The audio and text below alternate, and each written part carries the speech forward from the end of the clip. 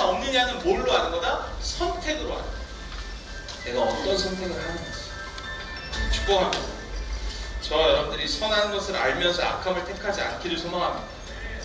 선한 것인 줄 알면 선한 것을 택하, 어떤 리스크, 어떤 후폭풍이 와도 선한 것을 택할 수 있는 쪽팔리지 않는 그리스도인으로서 살아가는 저와 여러분들 되시길 축복합니다.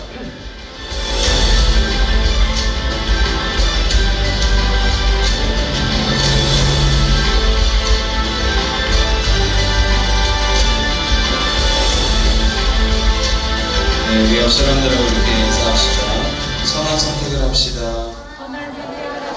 한 번 더 인사합시다. 당신은 나의 기준입니다. 네.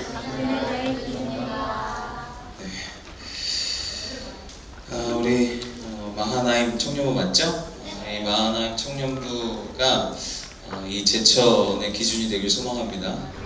아멘. 신앙의 기준이 여러분이 되길 소망합니다. 또 이 동네의 기준이 여러분들이 되길 소망합니다. 여러분들 직장의 기준이 여러분들이 되길 소망합니다.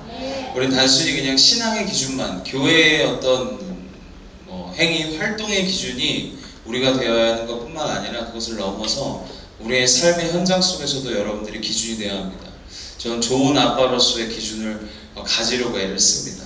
좋은 남편으로서의 기준이 내가 되길 소망합니다. 단순히 그냥 좋은 목사, 좋은 목회자, 좋은 신앙인의 모습뿐만 아니라 우리의 삶의 각 가정에서 좋은 자녀의 기준이 되고 좋은 남편이 되고 좋은 아내가 되는 기준이 되는 직장과 우리의 삶의 현장 속에서 우리가 여러분들이, 저와 여러분들이 새로운 기준이 되는 은혜가 있기를 소망합니다. 아멘. 제가 이렇게 많이 여러분들하고 얘기를 못해서 조금 아쉬워요. 제가 나중에 한 번 더 기회가 되면 여러분들과 진짜 1대1로 좀 교제하고 싶었어요. 아까도 우리 저 청년 우리 화장실에서 몇 살이에요? 22. 교제를 하고 싶었어요. 사실 교제를 하고 싶었고 왜 어디 물놀이 갔다 왔나 또 팔토시를 하고 있고 아니 왜냐면 제가 이 교회에 희망을 본 게 몇 가지 있습니다. 첫 번째 희망을 본 건 예배팀이 너무 좋아요. 찬양의 은혜가 넘칩니다. 아멘. 이게 뭔가 진정성 있어. 아멘. 제가 진짜 많이 집회 다니고 저는 예배팀만 12년 동안 인도하고 예배인도 했는데 참 이 찬양팀 참 예배팀이 너무 좋다 하는 희망이 있습니다. 또 두 번째는 형제 이름이 뭐라고요? 화평. 이름은 화평이야? 예. 약간 저를 보는 것 같아요. 약간 양기가 있어. 날 보는 것 같아. 제가 그랬어요. 사실 제가 더 놀았으면 아마 더 주님이 이렇게 잘 못 올리시지 않았을까라고 생각합니다. 네, 그래서 제가 제 과거를 알면 여러분들 기절합니다. 근데 다 오픈하지 않아요. 저희 애들은 다 알아요, 제 과거를. 근데 저희 와이프는 몰라요. 어쨌든, 네, 와서 이렇게 왜 앉아있는지 사실은 본인은 잘 모르는 것 같아요. 어떤 이유로든 누군가의 이유로든 이 은혜 자리에 그냥 앉아있는 것만으로도 은혜가 된다. 이게 희망이다. 아멘. 세 번째는 제가 목사님하고 담당 목사님하고 이렇게 그래도 여러분과 교제 이렇게 많이 하는데 목사님이 너무 좋다. 인정하시나요? 우선 제가 진짜 많은 사역자들을 만나거든요. 그리고 청년 사역자들 진짜 많이 만나요. 근데 이런 목사님이면 진짜 청년들 행복하겠다 이런 마음이 너무 들어요. 진짜 바쁘시거든요. 사실은 부목사님이면 교구하시라 이거하시라 행정하시라 너무 바쁜데 여러분들 삶을 이렇게 같이 만나서 찾아가고 이야기하고 이렇게 진정성 있는 목사님 만나기 정말 어렵습니다. 이게 스타일이 어떤 이게 아니라 나이가 들고 이게 중요한 게 아니라 여러분들 진짜 사랑하려 하는 그 진정성 있는 마음의 목회자신라는 거를 너무 느껴요. 저보다 선배님이시거든요. 근데 그게 느껴지니까 제 마음도 좀 도전이 되는 것 같습니다. 여러분들 진짜 행복한 교회에 있는 줄 믿으시기 바랍니다. 아멘. 여러분들이 저는 새로운 기준을 세웠으면 좋겠어요. 새로운 시대에 매일 우리는 새로운 날, 새로운 시절을 맞이합니다. 새로운 시대를 맞이해요. 시대는 계속 변하고 시대는 계속 사실은 좋은 적은 없습니다. 어른 시대나 지금 황금기를 누렸던 60대 이상의 세대도 사실 다 어려움은 다 마찬가지 있었어요. 근데 특별히 사실은 지금의 청년 세대가 가장 어렵습니다. 특별히 특이하게 희한하게 유일하게 그거 아세요? 부모님보다 못 사는 세대가 우린 거. 한 번도 부모보다 못 사는 세대가 없었습니다. 항상 부모님보다 이 다음 세대는요, 자녀 세대는 항상 잘 살았어. 근데 희한하게 지금의 부모님 세대보다 못 사는 세대가 지금 30, 40대 40대 이 세대가 유일하게 우리 청년 세대들이 가장 부모님을 뛰어넘지 못하는 세대가 되었어요. 그만큼 사실은 우리는 힘든 시대를 살아갑니다. 이렇게 시대는 계속 변해요. 근데 여러분들 시대가 변하는 거에 너무 집중하지 마십시오. 아무리 좋은 시대가 오고 좋은 건물이 와도 사람이 바뀌지 않으면 바뀌지 않습니다. 그리고 우리가 새 시대, 뉴 시즌을 맞이할 때 가장 중요한 건 뭐예요? 새 사람이 되는 거예요. 내가 어떤 새 사람을 입느냐, 내가 어떤 새 사람으로 살아가느냐가 참 중요합니다. 저는 여러분들에게 도전 드리고 싶습니다. 여러분들 교회에 여러분들이 주인 되길 소망합니다. 많은 사람들이 그렇게 얘기해요. 교회는 사람 보고 다니는 거 아니에요. 좀 핑계라고 생각합니다. 교회는 사람 보고 다녀야 합니다. 왜? 그 사람이 예수님의 본이 되는 걸 보여야죠. 여러분들 고린도전서 11장에 바울이 이렇게 고백합니다. 내가 예수 그리스도의 본을 쫓아간다. 너희는 나를 본받으라.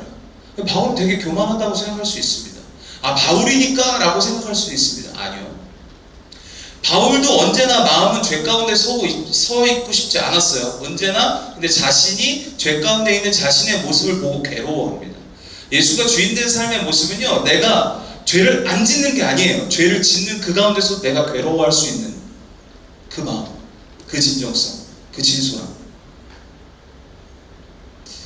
저와 여러분들의 삶이 기준이 되길 소망합니다. 누군가가 여러분들을 보고 저 사람처럼 살고 싶다 하는 고백이 나오는 여러분들 삶의 기준이 되는 은혜가 저와 여러분들 삶 가운데 있길 소망합니다. 아멘. 어제 이제 저희 애기 얘기를 해가지고 애기를 보여달라 그래서 제가 사진을 잠깐 준비했습니다. 이거 말고 죄송합니다. 넘기겠습니다. 짜잔! 저희 첫째 둘째입니다. 네, 귀엽죠? 네. 누가 더 닮았어요? 첫째가 더 저 닮은 것 같아요? 얘 둘째예요. 둘째. 맞아요. 둘 다 아들이에요. 저희가 둘째가 머리를 한 번도 안 잘랐어요. 그래서 머리를 안 잘라서 머리가 처음부터 길게 나왔고 계속 기르다 보니까 애가 재밌는 거예요. 아들인데 딸처럼 생겼어. 다들 딸이래. 그래서 그 재미로 계속 길렀어요. 여기 저희 아들이고.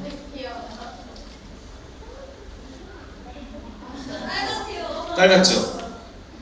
이제 얼마 전에 돌이었습니다. 이제 지금 14개월인데 이 친구가 제가 이렇게 바뀌었어요. 네. 좀 멋있게 생겼어요. 자, 연예인 시켜도 될까요? 감사합니다. 저희 둘째가 요새 그래서 이게 첫 딸을 키우다가 갑자기 아들이 있는 거예요. 그런 느낌이야. 그래서 요새 어쨌든 딸이 없어서 좀 아쉽지만 두 아들을 키우고 있습니다. 자, 어쨌든 환기를 좀 시키면서 오늘은 New Normal입니다. 여러분들 많이 들어보셨나요? New Normal? 요새 한참 경제 용어로서 사실은 New Normal이라고 이야기를 많이 했어요. 자, 한번 읽어볼까요? 시작! 세계 경제의 특징을 통칭하는 말로 사회적으로 새로운 기준이나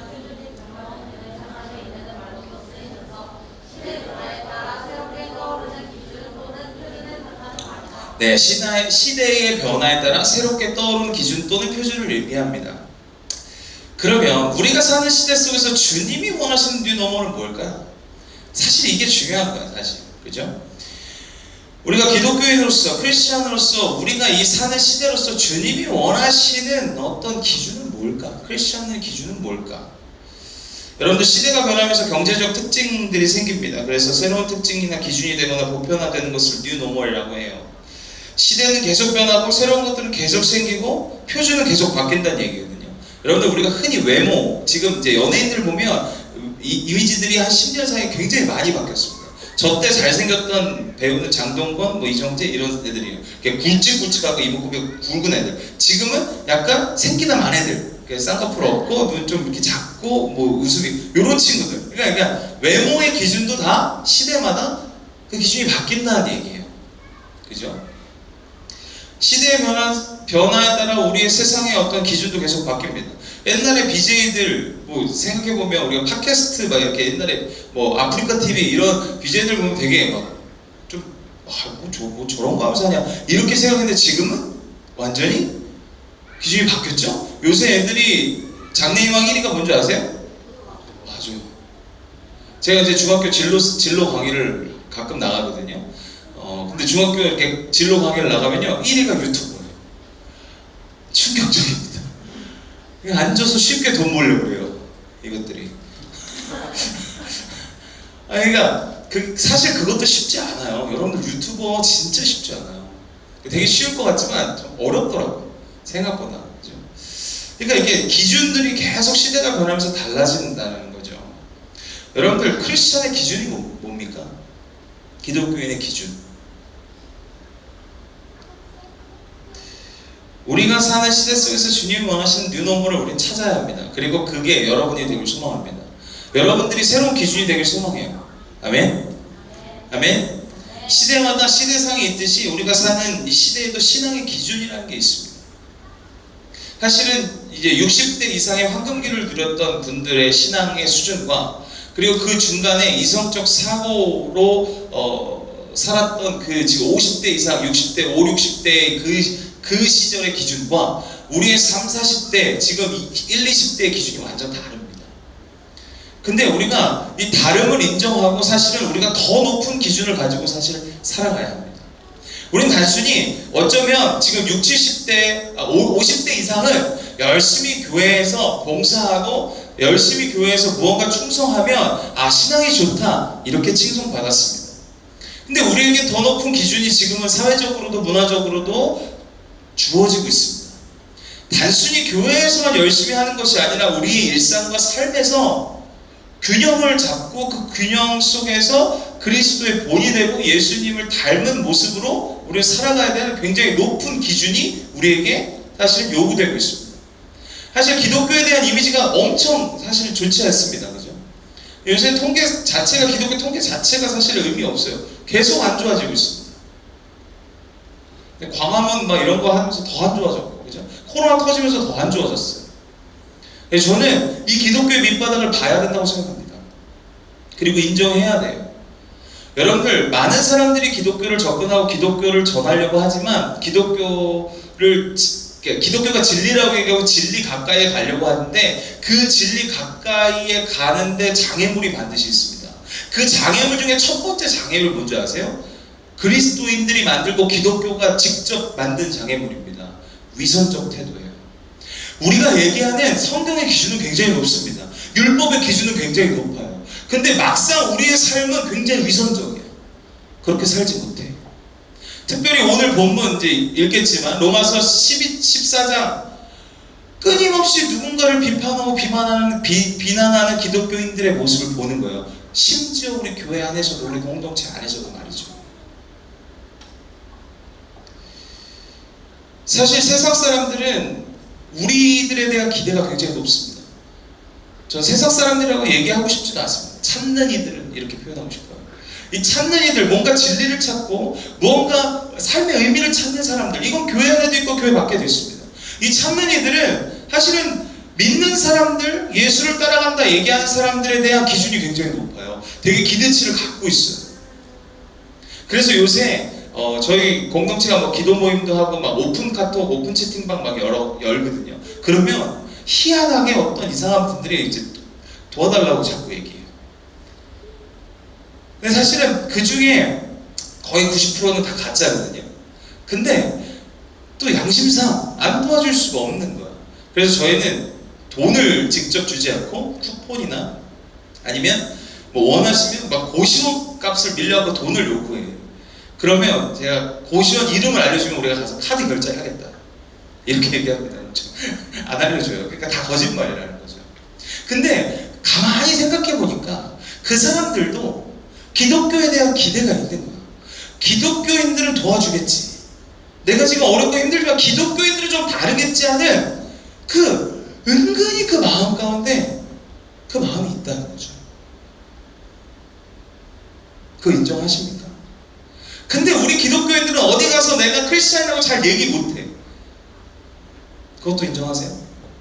잘 일부러 얘기하지 않아. 교회 다닌다고. 그런 지금 시대가 됐습니다. 굉장히 부끄러운 시대. 그리스도인들이 오히려 역차별당하는 시대가 됐어요. 예수 믿는다 그러거나 교회 다닌다 그러면 오히려 반감을 가지고 안 좋게 보는 사람들이 있기 때문에 더 오픈하지 않는 기독교인들도 생겨나고 있습니다. 제가 인덕대학교라고 전문대가 있어요. 저희 구에. 전문대에 한 번씩 강의를 나가거든요. 강의를 나가면 기독교인들 손들어봐라 그러면 한 명, 두 명 손들어요. 근데 실제적으로 와고 저하고 상담하는 친구들 보면 한 대여섯 명은 돼. 그러니까 부끄러워서 들지 못하는 거예요. 중학교도 마찬가지. 여기서 교회 다니는 친구 그러면 한 명, 두 명 듭니다. 조금 더 사실 있어. 보니까 눈빛이 좀 흔들리는 애들이 있어. 근데 그 말하기가 부끄러워. 지금 기독교의 이미지는 이렇게 됐습니다. 여러분들도 세상에서 사회에서 나가면 알 거예요. 그러면 우리는 그대로 둬야 할까요? 우리가 해야 되는 어떤 태도죠? 거기서 예수가 주인된 우리의 삶의 태도는 어때야 되죠? 인정해야죠. 저는 우리가 기독교를 대표할 수는 없습니다. 저와 여러분들이 기독교를 대표할 수 없어. 한국교회를 대표할 수 없지만 겸손하게 사과하고 인정하는 것은 필요하다고 생각합니다. 그럴 수밖에 없었습니다.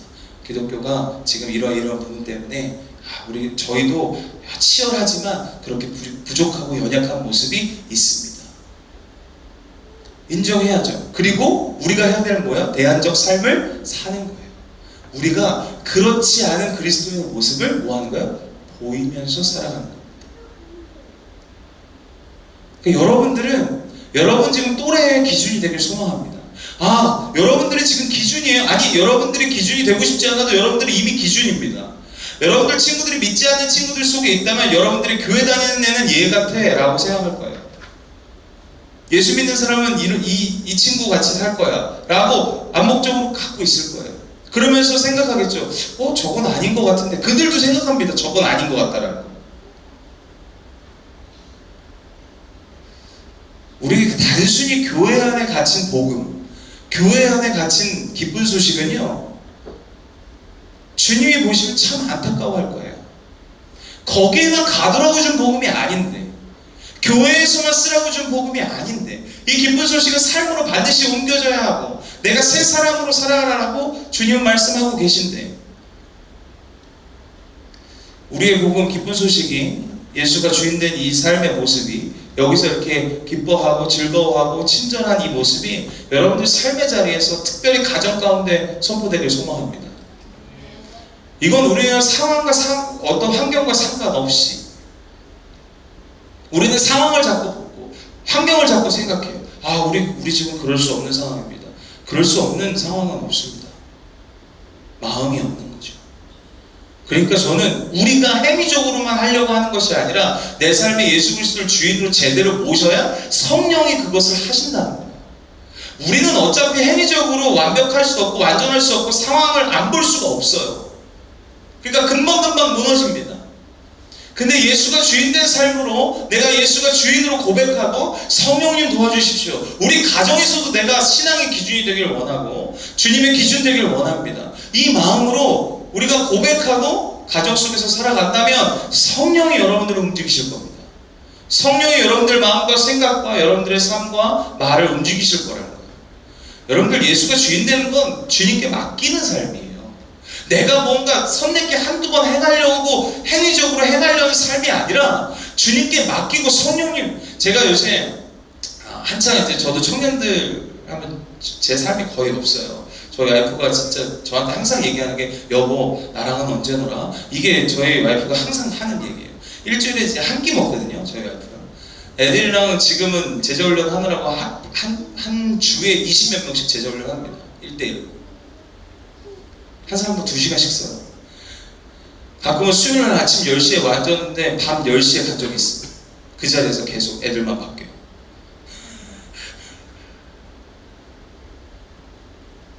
근데 그렇게 사는 게 사실은 뭐 가정적이지 않다라고 얘기할 수 있지만 집에서 겁나 노력합니다. 그리고 청년들 때문에 스트레스 많이 받고 들어갈 땐 집 앞에서 기도하고 들어가요. 주님, 제가 이렇게 힘들고 허진 모습으로 집에 들어가지 않게 하시고 내 마음을 감동시키사 내가 가정에서 가정의 아빠로 가정의 남편으로서 최선 다하게 해주십시오. 그리고 진짜 그러잖아요. 이게 처음에 잘 안 됐어. 왜냐면 나도 너무 피곤하니까 처음에 잘 안 됐는데 하다 보니까 주님이요 갑자기 내 톤이 올라가. 얘들아 아빠 왔다. 예전에 그랬어. 나왔어. 왜냐면 피곤해. 나도 쩔거든요. 매일 그런 삶을 똑같이 살고, 그리고 특히 청년들은 힘든 얘기를 많이 해요. 그러니까 저는 온 7, 80명의 힘든 얘기를 다 들어. 그러니까 난 내가 안 힘든데 난 왜 힘들지? 이런 거예요. 근데 내 기분이 다운되어 있죠. 그리고 집에 들어가는 거예요. 다지셔서. 여러분들 그게 그리스도인의 모습이 아니죠. 그죠? 주님의 복음은 그게 아니에요. 우리 삶에서 더 빛나야 합니다. 아멘. 그냥 사역의 현장에서 빛나야 되는 게 아니라 교회에서만 빛날 게 아니라 내 가정에서 더 빛나야 돼요. 할렐루야. 집에서 여러분들 집에 들어가기 전에 기도하고 들어가십시오. 주님 내 마음을 감동하사, 성령님 내 마음을 감동하사 내가 가정에서도 기준이 되게 하십시오. 내가 자녀의 하나님 본이 되는, 신앙의 본이 되는 그런 자로 주님 오늘 가정에서 살게 하십시오. 기도하고 들어가는 은혜가 저 여러분들 삶 가운데 있길 소망합니다. 그냥 단순히 친절하게 해야지 라고 행위적으로 율법적으로 아무리 다짐하고 결단해도 금방 무너집니다. 근데 주님께 맡기고 주님께 드리고 주님께 기도하면요 하나님이 하십니다. 하나님이 내 행동을 바꾸시고 행위를 바꾸세요. 내 마음을 바꾸십니다. 내 생각을 먼저 바꾸세요. 그럼 내 삶이 달라져요. 축복합니다. 저와 여러분들의 삶이 단순히 내 안에 갇힌 신앙, 교회 안에 갇힌 신앙이 되지 않기를 소망합니다. 여러분들이 새로운 기준이 돼서 교회에 여러분들이 새로운 기준이 되길 소망합니다. 여러분들 우리는요 하향 평준화가 아니라 상향 평준화를 해야 해요. 우리의 신앙은 상향 평준화가 되어야 합니다. 자꾸 성장해야 되고 성숙해야 해요.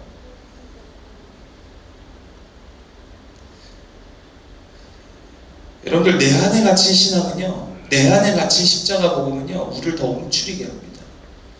죄의식과 죄책감에 빠지게 해요. 자꾸 내가 행위적으로 조금 바꾸려다가 못 바꾸면 죄책감이 더 많이 들어요. 죄의식이 더 많아진다고요. 그럼 나중에 포기하게 돼요. 여러분들 신앙은요 포기하지 않는 거예요. 끊임없이 예수 그리스도를 본을 삼아 내가 닮아가는 겁니다. 닮아가려 하는 거예요. 그러길 소망하는 거예요. 그때 주님이 우리를 하나하나씩 바꾸시는 줄 믿으시길 바랍니다. 우리 로마서 14장 1절 9절 오늘 말씀 한번 보겠습니다. 우리 같이 우리 형제들 한 절, 자매들 한 절 같이 읽도록 하겠습니다. 잠깐만요. 뒤로 넘어갈게요.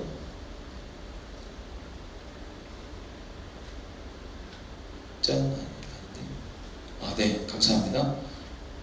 네, 같이 읽습니다. 시작. 믿음이 연약한 자를 너희가 받되 그의 의견을 비판하지 말라. 어떤 사람은 모든 것을 먹을 만한 믿음이 있고 믿음이 연약한 자는 채소만 먹느니라. 먹는 자는 먹지 않는 자를 없인 여기지 말고 먹지 않는 자는 먹는 자를 비판하지 말라. 이는 하나님이 그를 받으셨습니다. 남은 하인을 비판하는 너는 누구냐? 그가 서 있는 것이나 넘어지는 것이 자기 주인에게 있음에 그가 세움을 받으리니 이는 그를 세우는 권능이 주께 있음이라. 어떤 사람은 이 날을 저날보다 낮게 여기고 어떤 사람은 모든 날을 같게 여기나니 각각 자기 마음으로 확정할지니라.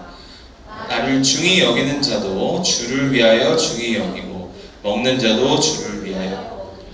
이는 하나님께 감사하며 먹지 않는 자도 주를 위하여 먹지 아니하며 하나님께 감사하느니라. 우리 중에 누구든지 자기를 위하여 사는 자가 없고 자기를 위하여 죽는 자도 없도다. 우리가 살아도 주를 위해 살고 죽어도 주를 위해 죽나니 그러므로 사나 죽으나 우리가 주의 것이로다. 이를 위하여 그리스도께서 죽었다가 다시 살아나셨으니 곧 죽은 자의 산자의 주가 되려 하심이라. 아멘. 아멘. 주님은 우리 모두를 사랑하십니다. 믿으시죠? 이 세상 모든 사람을 사랑하십니다. 맞죠? 주님은 나를 사랑하십니다. 맞죠? 근데 주님의 사랑이 나에게 갇히면 문제가 됩니다. 그죠? 자, 주님이 가장 큰 계명 두 가지 뭐였죠? 가장 큰 계명, 주님이 우리에게 가르쳐 주신 가장 큰 계명 두 가지. 하나님을 사랑하고 내 이웃을 사랑하는 것. 여러분들, 우리가 어제 제가 복음에 대한 제시를 잠깐 했습니다. 복음은 뭐라 그랬죠? 창조주, 이 모든 만물과 이 모든 세상의 주인은 누구다? 하나님이시다. 그게 첫 번째 우리가 믿어야 될, 이 세상 모든 것의 주인은 누구시다? 하나님이시다. 아멘. 근데 하나님이, 그 창조주의 하나님이 우리에게 모든 것을 만들어서 우리 풍성하게 누리라고 모든 걸 주셨어. 그래서 여러분들, 하나님의 계획은요 어마어마했습니다. 하나님이 세상을 향한 계획은 엄청났어요. 하나님이 나를 사랑하시고 나와 관계하길 원하시고 나와 친밀하게 교제하길 원하시면서 내 스스로를, 나를 사랑하게 하셨어요. 여러분들, 그래서 하나님을 사랑하고 내 이웃을 내 몸과 같이 사랑해라, 이렇게 표현합니다. 여러분들, 자기 스스로를 사랑할 수 없는 자는 절대 남을 사랑할 수 없어. 우리는 근데 자꾸 이웃 사랑만 얘기해. 근데 나를 먼저 사랑할, 하나님이 나를 사랑하신 그만큼 이웃을 사랑해야 돼. 그리고 하나님이 나를 사랑하시는 것만큼 나를 사랑해야 돼. 아멘. 그리고 이웃을 사랑하는 거. 그 이웃은 집에도 있고 직장에도 있고 교회도 있는 거죠. 그리고 그 이웃을 사랑함으로써 세상을 섬기는 거예요. 그게 하나님의 놀라운 계획이었습니다. 근데 이게 왜 깨졌다 그랬어요? 죄 때문에 깨졌어요. 그 죄가 뭔데? 하나님이 계셔야 할 그 자리에 누가 있는 거예요? 내가 있는 거예요. 하나님이 계셔야 할 그 자리에 하나님을 무시하고, 여러분들, 우리도 사람도요, 우리 무시하면 되게 기분 나쁩니다. 하나님이 계셔야 할, 우리를 창조하신 분이 우리 주인이셔야 할 그 자리에 누구야? 내가 주인 돼요. 이 모든 세상의 계획이 깨진 거예요. 여러분들, 대부분은요, 우리가 왜 이렇게 기독교인들이 되게 어렵냐면 개인적 어떤 고통, 개인적 문제, 개인적 위기 때문에, 사실 아까 제가 첫 번째 장애물이 뭐라 그랬죠? 기독교인 스스로 만든 위선적 태도가 기독교를 가까이 오게 만드는 첫 번째 장애물입니다.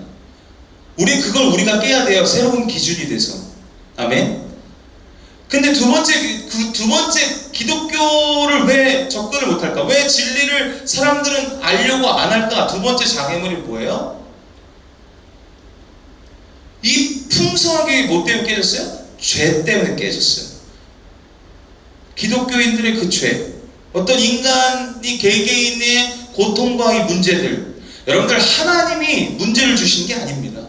여러분들 오해하지 마세요. 하나님은요 언제나 우리에게 풍성함을 주세요. 그 어렵고 고통의 문제에서 주님은 구원하길 원하시는 분입니다. 믿으시길 소망합니다. 하나님이 인간을 만드시고 제일 먼저 하신 게 뭐예요? 복을 주사예요. 주님은요 언제나 우리에게 복을 주시고 풍성함을 주시고 많은 것을 너희에게 누리라고 하시는 분이십니다. 아멘. 근데 하나님에 대한 오해가 있어. 자꾸 어떤 일이 생기면 왜 하나님, 왜 나한테 이런 일을 주냐는 거야. 아니에요. 내 죄 때문이에요. 누군가의 죄 때문입니다. 누군가의 죄 때문에 그것이 깨진 거예요. 여러분들, 죄송합니다. 이거 뭐 찬반이죠. 세월호의 사건 같은 경우 그런 거예요. 한 사람의 죄 또는 시대의 죄, 국가의 죄 때문에 그런 일이 일어난 거예요. 그걸 말도 안 되게 기독교 이상하게 해석하는 분들이 있어요. 뭐 징계나 심판이 말도 안 되는 거예요. 하나님은요 모든 영혼을 사랑하십니다. 믿는 영혼이든 믿지 않는 영혼이든 하나님은 모두 사랑하세요. 믿으시죠? 그래서 우리가 믿지 않는 사람들에게도 죽게 하듯 해야 돼요. 믿는 사람에게도 죽게 하듯 해야 합니다. 하나님이 나를 용서하신 것 같이 나도 이웃을 용서하는 거예요. 그게 주님의 말씀이에요. 주님의 기준이에요. 할렐루야. 우리의 삶이 기독교의 기준이 되길 소망합니다. 여러분들의 삶이 제천 동부감리교회의 기준이 되길 소망해요. 아멘. 저는 그렇게 말하고 싶습니다. 어른들 조금 계신데 어른들을 따라가지 마세요.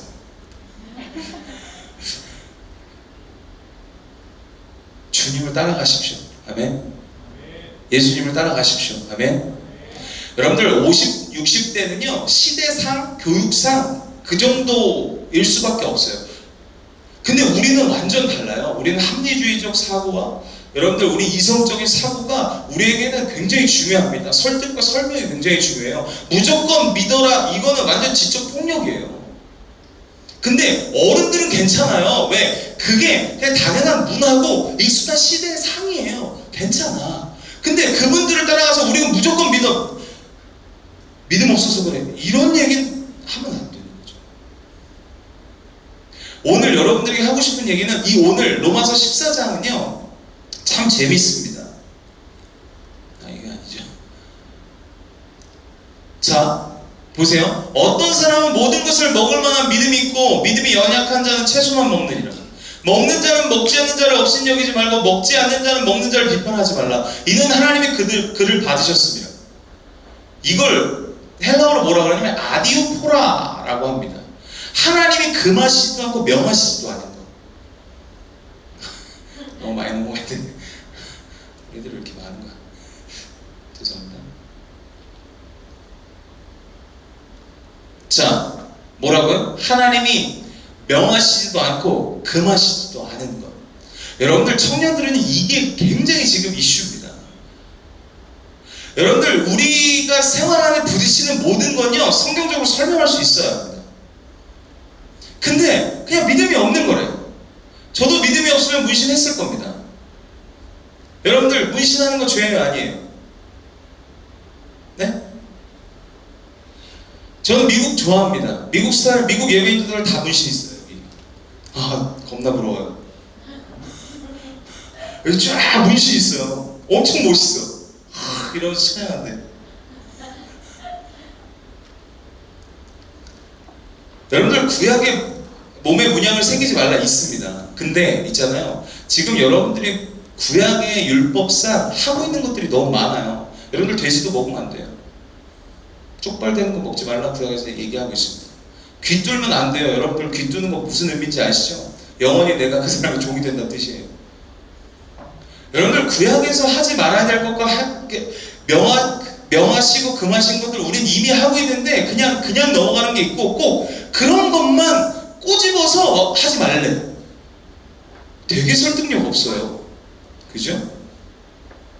그러니까 우리는 질문을 해야 돼. 모태신앙들. 아니 질문이 없이 그냥 살았어. 생활 양식으로 이미 기독교가 들어왔어. 근데 여러분들 질문해야 됩니다. 왜 이게 안 되는지, 왜 그게 되는지. 여러분들 술이 죄예요 아니에요? 얘기해 봅시다. 자, 술 마셔요 안 마셔요? 이렇게 얘기하면 안 되죠. 자, 술이 죄예요 아니에요? 발을 빼겠다. 여기서 뽀록 날까봐. 여러분들 담배 피는 건 죄예요 아니에요? 여러분들 담배 피는 건 성경이 없잖아요. 자, 마약 요새 미국은 진짜 심각합니다. 진짜 미국은 마약 때문에 엄청 심각해요. 마약 죄예요 아니에요? 죄예요. 성경에 없는데. 이런 게 설명이 돼야 돼. 여러분들 아디아포라라는 건 하나님이 명하시도 금하시도 않은 거. 시대가 지나면서 더 악하면 더해질 겁니다. 그리고 성경에 나와 있지 않은 죄들이 엄청 많아질 거예요. 근데 그거에 대해서 우리는 성경적으로 기독교인의 기준을 가지고 신앙의 기준을 세워가야 되는 사람들입니다. 그냥 단순히 1차원적으로 이원론적으로 이거냐 죄냐 아니냐 이렇게 이제 구분할 옛날에 그냥 어른들 60대 분들 술 먹는 거 죄예요 아니에요? 권사님세요? 집사님세요? 네. 죄는 아닌데 그 다음에 하는 행동들이 죄로 갈 가능성이 없는 것. 그럼 죄로 안 가면요? 그냥 먹고 자. 그럴 수 있잖아. 집에서 홀짝홀짝 먹고 자. 그러면 죄 아니에요. 나 죄는 아무것도 안 지었어. 방탕하지도 않았어. 설명이 안 되는 거예요. 왜? 교육을 그렇게 받아왔어요. 기독교에서 뭐라 그랬어요? 죄 먹는 거? 술 먹는 거? 죄다. 여러분들 초기 선교사님들 술 드신 거 알아요? 초기 선교사님들은 우리나라에 들어와서 술을 먹었어요. 근데 우리나라 들어오셔서 우리 한잔 합시다. 집사님 권사님들 이제 신앙생활하는데 한잔 합시다 했는데 이 사람들이 먹고 죽네. 먹고 개가 돼. 동물이 돼. 이 한국 문화는 한잔 문화가 아닌 거야. 먹고 죽는 거야. 꽐라가 되는 거야. 만취할 때까지 인사불성까지 가는 거야. 그래서 초기 선교사님들이 술을 금했습니다. 행위적으로 금한 거야. 그럼 이거 어떻게 설명할 거예요? 그러면 이제 가끔 물어봐요. 집에서 혼자 먹는 건 어떻게 된 거예요? 방탕하지도 않고 뭐 죄를 짓지 않고 집에서 혼자 혼술하는 건 어때요, 목사님? 저는 그럽니다. 네 마음대로 해라. 네 믿음대로 해. 근데 여러분들 그거예요. 우리가 단순히 1차원적으로 죄냐 아니냐를 따지면 지금 말할 수 없는 게 너무 많아져요. 근데 왜 술이 안 되냐면 고린도서 7장에 뭐라고 돼 있죠? 우리의 먹고 마심이 주의 영광을 위해서 해야 돼. 그죠? 주님의 영광을 위해서 해야 돼. 그리고 우리는 모든 것을 누릴 수 있는 자유가 있으나 믿음이 약한 자들에게 걸려 넘어지지 않게 하는 책임이 그리스도인들에게 있습니다. 그래서 제가 어떻게 얘기하냐면 이렇게 얘기해요. 저는 주일날 정장을 입지 않아요. 주일날도 이렇게 설교하거든요. 이렇게 더 거만하게 해요. 저희 교회니까. 여기 손 꽂고 하거든요. 근데 누군가가 저희 교회에 와갖고 내가 정장을 안 입는 거에 대해서 내가 정장 입고 사복 입는 거 이렇게 티셔츠 입는 거 내 자유에 아니에요. 자유예요. 이거 죄 아니에요. 아니에요. 누가 봐도 죄 아니에요. 근데 누군가가 내가 정장 안 입고 설교한 것에 있어서 누가 마음이 시험 들어. 목사님 어떻게 여기 정장을 안 입지? 이런 얘기 한마디로 나오면 내가 정장 입겠다. 내가 불편하지만 나 정장 입겠다. 이게 그리스도인의 태도여야 한다라는 거예요. 여러분들 유럽은 왜 술을 먹어요? 여러분들 유럽은요 와인이 음식의 완성이에요. 그러니까 유럽은 어느 누구도 와인을 먹는 거에 대해서 시험 들어 안 들어? 안 들어. 그냥 문화야. 그러니까 여러분들이 한국에 태어난 게 잘못이야. 농담이에요. 한국의 문화 자체가 깔려있는 게 술 먹으면 기독교인들이 술 먹어? 라는 인식이 안 믿는 애들한테도 깔려있어. 그쵸? 약간 미국 문화를 배워야 되는데, 그치? 그러면 유럽 문화로 가면 괜찮나요? 진짜 때리고 싶어. 청소년들이 가장 많이 물어보는 것 중에 하나가 욕해요? 친구들하고 만나면 욕하죠. 솔직히 하죠. 왜? 저도 제일 친한 친구가 목사예요. 욕합니다. 여보세요? 병신 어디야? 죄송합니다. 욕해요. 가장 친한 친구예요. 아예 초등학생 때 만난 친구예요. 욕이 그냥 그 사람을 비난하거나 그 사람을 뭐 꼽주거나 그 사람을 깎아내리려고 하는 게 아니라 그냥 우리의 친근감의 표시야. 근데 다른 사람 있을 때 얘기 안 하죠. 우리 팀원들 있고 우리 성도들이 있을 때는 걔 목사 그래 거기도 목사니까 어디야? 이렇게 하죠. 근데 둘만 있어. 목욕탕 갔어. 이제 욕하는. 여러분들 그냥 단순히 우리가 죄냐 아니냐를 놔두면요 사실은 이게 해야 될 것도 너무 많아. 할 수 있는 것도 너무 많아. 근데 우리는 그리스도인들, 예수를 따라가는 자들은 주의 영광을 위해서 해야 할, 예수가 주인된 자들은 주의 영광을 위해서 무엇이든지 해야 할 사명이 우리들에게 있습니다. 그것이 기준이 되어야 해요. 할렐루야. 우리는 모든 것을 할 수 있는 자유는 있으나 그게 누군가에게 마음을 상하게 한다면, 누군가를 시험 들게 한다면 그것을 스스로가 절제할 수 있는 것이 필요합니다. 그게 그리스도인의 모습이에요. 무슨 얘기인지 알겠죠? 단순히 그냥 죄냐 아니냐, 율법적으로 문신해도 되냐 안 해도 되냐. 제가 어제 그 간증한 친구 중에 여자친구가 있어요. 여자친구 그 11조 하면서 11조 뽑을 때 울면서 뽑았다는 그 친구 있잖아요. 그 친구가 문신이 엄청 많아요. 양쪽 팔에. 근데 저에게 와서 간증할 때 이거 그냥 상관없이 이렇게 다 이렇게 여기 나시 입고 했어요. 그럼 막 교회에서 막 그거 감춰야 되는 거 아니냐고 막. 감추지 못하겠어요. 그게 걔니까. 그 친구한테 물어봤어요. 너 왜 문신을 이렇게 했니? 죽고 싶을 때마다 문신을 하나씩 하면서 살았대요. 그 문신이 얼마나 귀합니까? 그 생명을 구원했으니까. 근데 우리가 문신했다고 나쁘다고 그냥 문신 있는 사람 편견 갖고 그럴 수 없는 거라는 거죠. 결국 우리는요, 자꾸 율법적으로 생각하고 그것에 대해서 자꾸 비판하고 비난하려고 합니다. 내가 잘하는 것, 특히 내가 괜찮은 것들 자꾸 비난하고 비판해요. 주님은 우리에게 그런 기준을 주신 적이 없습니다. 오늘은 어떤 이들은 먹고 어떤 이들은 먹지 마라. 자신의 믿음대로 그 내가 받았다라는 거예요.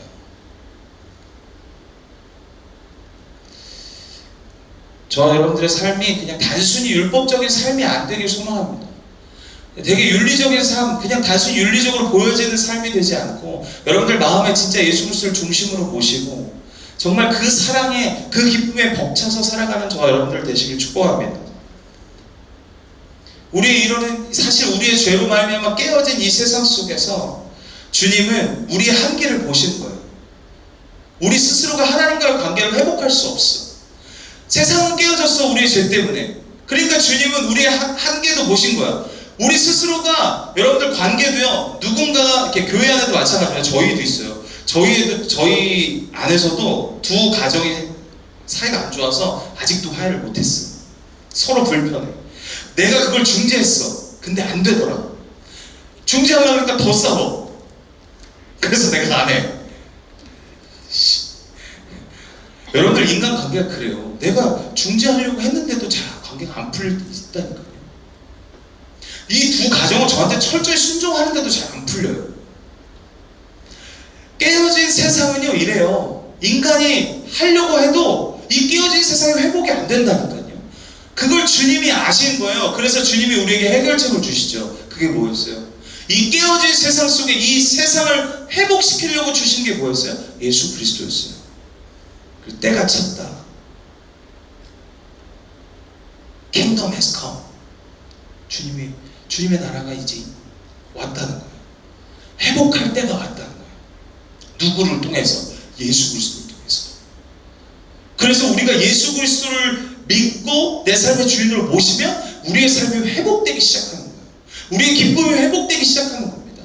근데 그걸 잃으면 아무리 열심히 행위적으로 봉사하고 찬양팀하고 인도하고 싱어하고 막 할렐루야 해도 기쁨이 회복이 안 돼. 여기서만 끝나. 그때만 끝나. 여러분들 그거 다시 한번 여러분들의 마음을 점검하셔야 돼요. 여러분들 봉사하는 기쁨을 예수 그리스도를 주인으로 모신 기쁨으로 착각하지 마세요.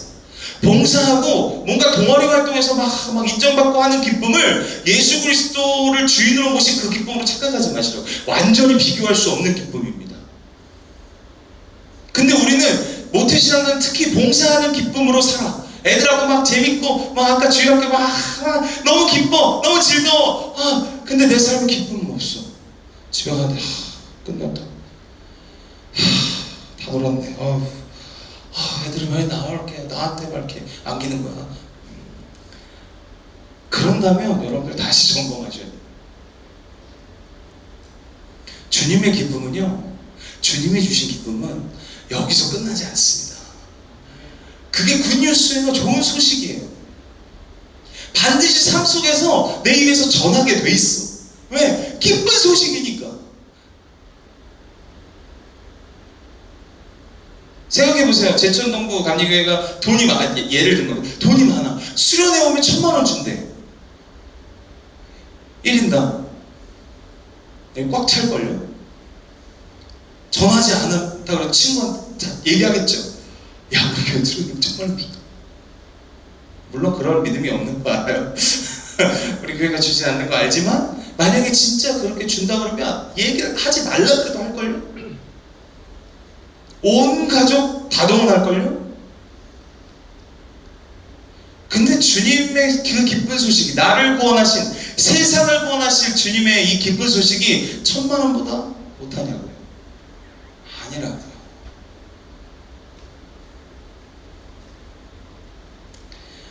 여러분들 거듭났다라는 거 지금 제가 얘기한 첫 번째부터 네 번째까지 온 세상의 창조주인 하나님, 그 주인이신 하나님, 그분이 이 세상을 아주 주님의 특별한 계획으로 만드셨는데 인간의 죄 때문에 하나님이 계셔야 할 자리에 내 자아가 있고 하나님이 계셔야 할 자리에 돈이 있고 하나님이 계셔야 할 자리에 그 무언가 있어서 이 세상에 수많은 하나님의 계획들이 뭐예요? 깨졌어.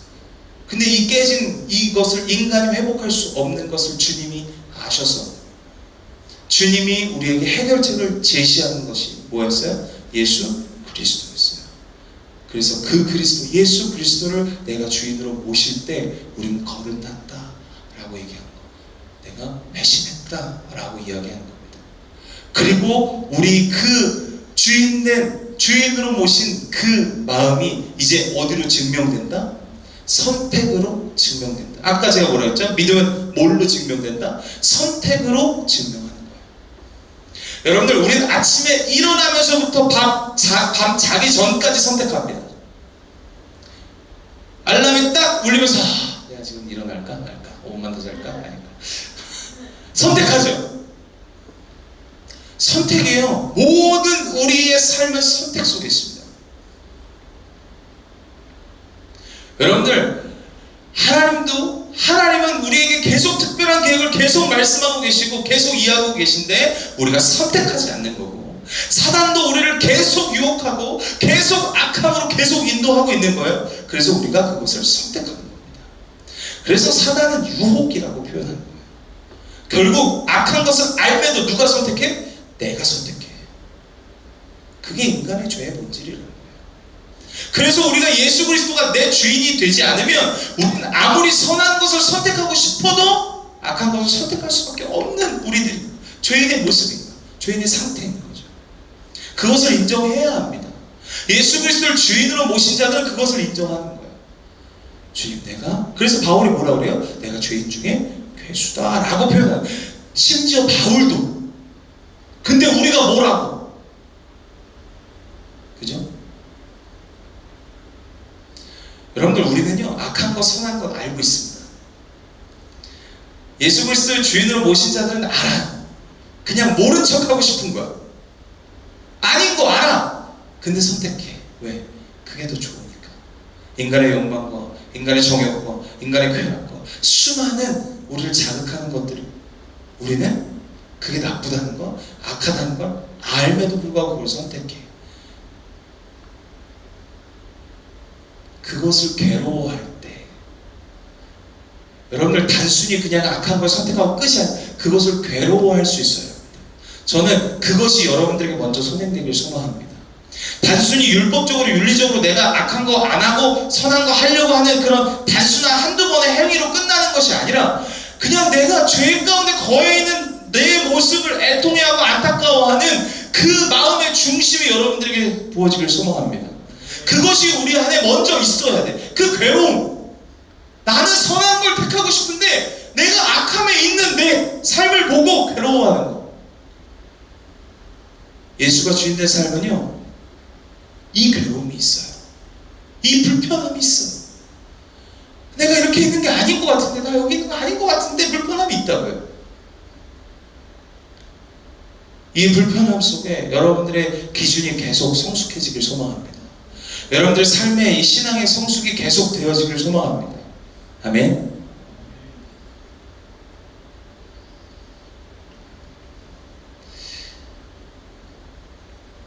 그리고 기독교를 가까이 가려고 할 때 방해되는 또 다른 하나의 요소가 있습니다. 그게 바로 지적인 질문이에요. 지적 질문. 그래서 아까 제가 얘기했죠. 다들 질문을 안 해. 평생 신앙생활 했죠? 모태신앙이죠? 지옥은 왜 있어요? 생각 안 해봤죠? 그냥 천국과 지옥은 있는 거야. 그렇지, 믿어야지.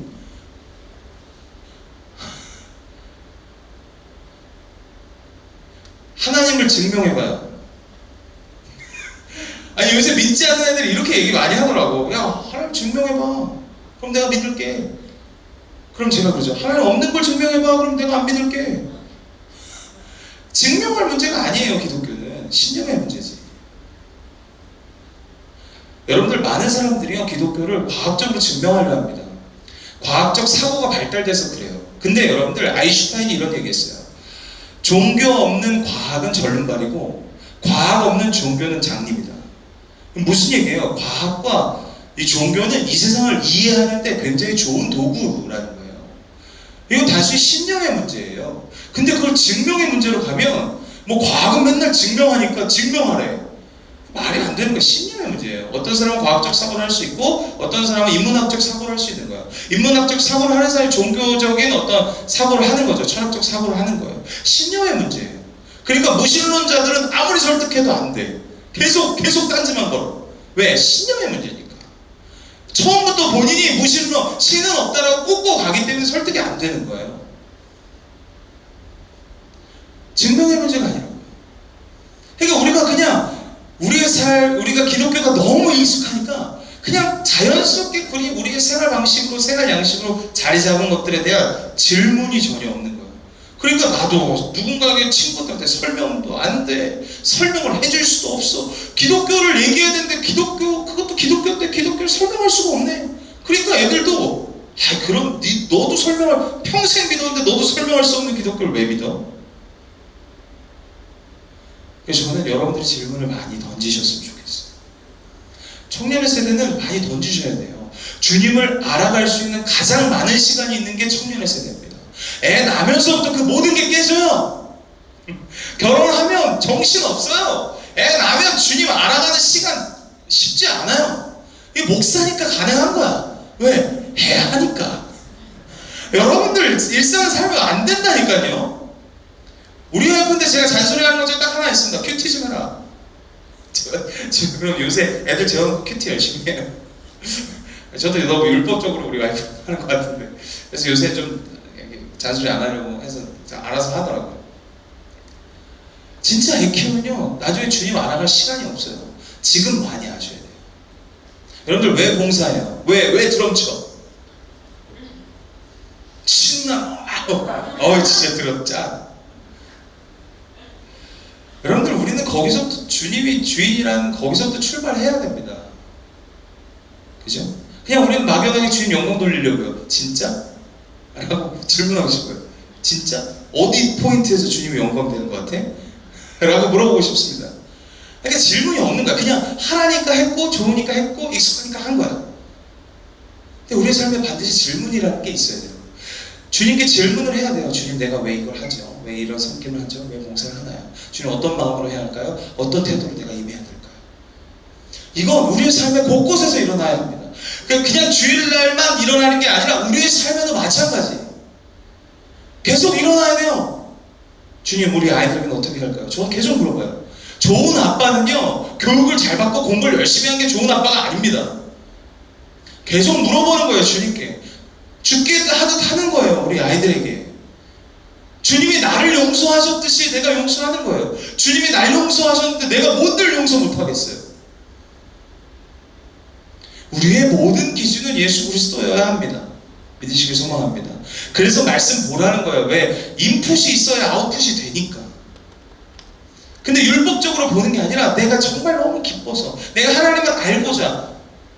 근데 그걸 놓친 거야 모태신앙들은. 왜? 처음 믿을 때부터 그냥 교육받아왔거든. 그래서 좀 마음이 안타까워. 그 참된 그 말씀이 꿀송이처럼 달았던 적 있어요? 말씀이 진짜 꿀송이처럼 달아서 안 보면 미치겠던 적 있어요? 솔직해요. 감사해요. 대부분 그렇습니다. 저도 그랬고요. 26까지 그랬어요. 니코틴 파워 하면서 26까지 니코틴 파워 하고 예배인도 했다니까요. 26까지 기쁨은 없었어요. 근데 주님이 내 삶의 주인으로 모시면서부터 내 인생은 완전히 달라지더라고요. 그 감격과 감동에 말씀을 한 자라도 안 읽으면 불안한 거야. 담배를 필 때는 죄송합니다. 제가 너무 오픈하나요? 고1 때부터 폈어요. 담배를 필 때는 막 금단현상 일어나듯이 말씀이 왜 이렇게 좋은 거야? 예수 그리스도를 주인으로 모시면 그렇게 된다니까요. 근데 그런 감격을 우리는 잃었어. 왜? 그냥 너무 뻔한 교육과 뻔한 생활로 그냥 접한 거야. 그러니까 어제 제가 여러분들에게 다시 한번 여러분들 주인으로 다시 한번 모십시오 이렇게 얘기한 거예요. 왜? 그 감격과 감동은요 다시 찾아옵니다. 반드시 그 감동은 다시 있어요. 주님은 기쁜 소식이라니까요. 이 소식은 어마어마한 소식이에요. 놀라운 소식이에요. 제가 지금 한 15년 요새 막 엄청 설레요. 저도 사명감으로 막 달렸던 사람이거든요. 그래서 맨날 천국 가서 쉬어 자지마 막 이랬어요. 근데 요새 하나님 나라 너무 설레요. 이 복음이 다시 한번 나를 설레게 해요. 나를 너무 기쁘게 해요. 그리고 우리 아이들이 내가 설교하니까 목사님 보고 너무 행복하대. 나도 행복해. 이게 선순환이에요. 여러분 안에 또 이 마하나임 청년부 안에 그 하나님 나라의 선순환이 일어나길 소망합니다. 여러분들이 기준이 돼 주십시오. 자꾸 어른들 따라가지 마시고 여러분들이 새로운 기준을 세우세요. 여러분 세대의 기준이 필요해요. 누군가는 여러분들을 본을 따라가야 해요. 그 본이 되는 은혜가 여러분들에게 있길 소망합니다. 여러분 좀 간절히 소망하십시오. 여러분 주님 내가 이 공동체의 본이 되길 소망합니다. 우리 가정의 그리스도인으로서의 본이 되길 소망합니다. 내가 이 직장에서 학교에서 내가 그리스도의 본이 되길 소망합니다. 주님이 하실 겁니다. 여러분들 내가 하려니까 안 되는 거야. 내가 뭘 아니 그렇게 부르셨다니까 우리를. 그렇게 우리를 어마어마한 주님의 계획으로 우리를 밀어 넣으셨다니까. 그걸 우리는 붙잡기만 하면 돼. 주님이 하신다니까요. 내가 하려니까 걱정이 되고 내가 하려니까 자꾸 의심되고 내가 하려니까 자꾸 못하겠는 거예요. 왜? 나는 능력이 없으니까. 인정하세요. 나는 능력이 없으니까 주님이 하십시오. 주님이 본이 되게 하세요. 누군가에게 여러분들 그런 말을 좀 들어야 되지 않겠습니까? 나 너처럼 살고 싶다. 제가 유일하게 세상 모임이 하나 있습니다. 유일하게 안 믿는 사람들 모임이 있어요. 그게 군대 모임이거든요. 제 이제 민방위 7년 차거든요. 다 끝났는데 아직도 군대 모임 해요. 저는 저 중심으로 모여요. 제가 모이게 안 하면 안 모여요. 제 위로 6개월 밑으로 6개월 쭉 해갖고 한 10대 명 모여요. 근데 저 혼자 스트렉스 타고 가고 다 벤츠 막 BMW 막 이래요. 겁나 싫어.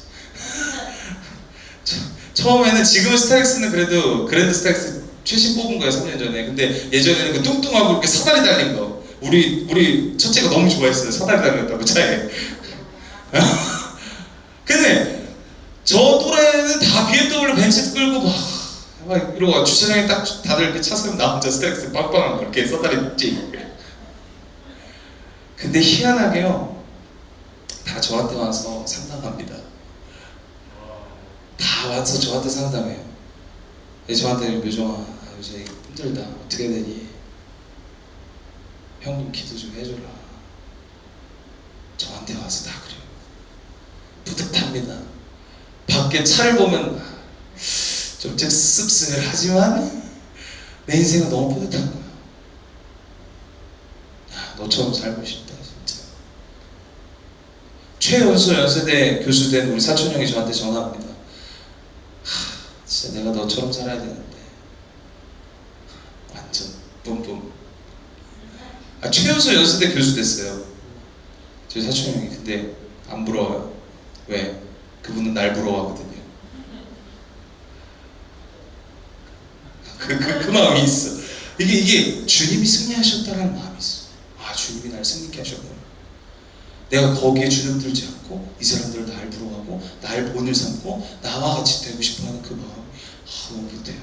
이게 내 능력 때문인가요? 난 스트렉스 빵빵한 사다리차 타고 다니는데 아니에요. 내 안에 계신 그 주님이 날 그렇게 만드시는 거예요. 여러분들 진짜 주님을 내 삶의 주인으로 모실 때 기가 막힌 일들이 일어납니다. 여러분들 단순히 주님은요 교회 안에 갇혀있지 않아요. 주님은 건물 안에 갇혀있지 않습니다. 내 개인의 삶에 갇혀있지 않아요. 세상을 변화시키고 세상을 번역시킬 그 주님의 뜻이 있다고요. 그게 나와 함께 동역하길 원하세요. 너가 기준이 돼. 그럼 내가 할게. 여러분들이 기준이 되려고 할 때 주님이 하시는 일들을 보시길 소망합니다. 저는 우리 청년들이, 이 마이너임 청년부가 그냥 단순히 열정으로 뜨거워지고 단순히 공동체만 세워가는 것이 아니라 여러분들 각자의 삶에서 주님의 교회로서 살아가길 소망합니다. 주님을 주인으로 모시고 여러분들이 본이 되고 기준이 되며 새로운 기준을 제시할 수 있는 은혜가 여러분들에게 부어지길 소망합니다. 아멘. 우리 옆 사람들 이렇게 인사합시다. 너는 새로운 기준이야. 아멘. 우리가 새로운 시대에 맞는 그리스도인의 모습으로 살아가는 저와 여러분들 되시길 소망합니다. 기도하겠습니다. 잠깐 기도합시다. 좀 간절히 기도했으면 좋겠습니다.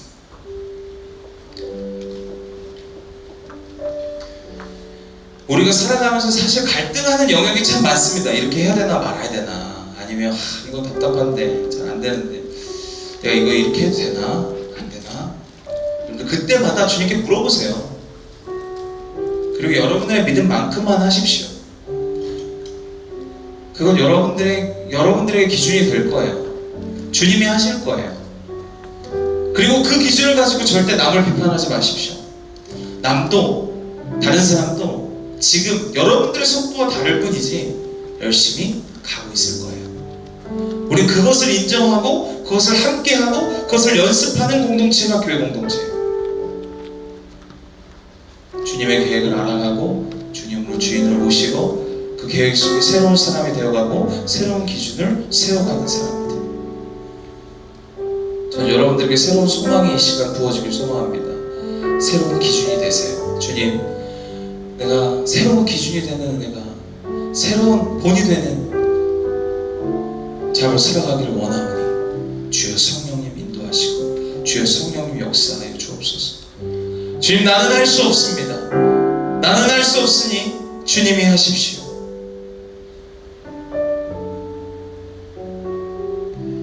우리 시간 주님 내는 주의 영광을 보내 찬양하시면서 우리 눈 감고 가사 다 아시죠? 다시 찬양하면서 우리 좀 간절히 기도하는 시간 갖도록 하겠습니다. 내는 주의 영광을 보내 우리 가운데 계신 주님 그 빛난 영광 온 하늘 덮고 이 찬송 온 땅 가득해 내는 주의 영광을 보내 찬송 가운데 서신 주님 주님의 얼굴을 온 세상 향하네 권능의 칼을 드셨네 주의 영광 이곳에 가득해 우리 손에 주님과 함께 찬양하며 우리는 전진하리 모든 열방 죽을 때까지 주여 주의 영광 이곳에 가득해 우리 손에 주님과 함께 찬양하며 이니 전진하리 모든 영 우리 다시 한번 주의 영광 이곳에 가득해 영광 이곳에 가득해 우리 손에 주님과 함께 찬양하며 우리는 전진하리 모든 열방 죽을 때까지 오늘 말씀 마지막 전에 우리는 살아도 주를 위해, 죽어도 주를 위해. 아멘. 우리는 그런 자들이어야 합니다. 근데 우리 힘으로는 할 수 없습니다. 주님이 하셔야 합니다. 성령이 하셔야 합니다. 우리의 힘으로 할 수 없고, 우리의 능으로도 할 수 없고, 우리의 의지로도 할 수 없습니다. 주님, 내가 주님 새로운 기준이 되길 원합니다. 하나님, 그리스도인의 새로운 기준으로, 내가 새로운 본으로 아버지를 살아가길 원하오니 주여 성령님이 시간 임하시고, 내가 살아도 죽어도 주를 위해 죽습니다. 하나님, 이 시간도 내 삶 가운데 역사하여 주옵소서. 우리 주님의 이름 세 번 부르고 다시 기도하겠습니다. 주여, 주여,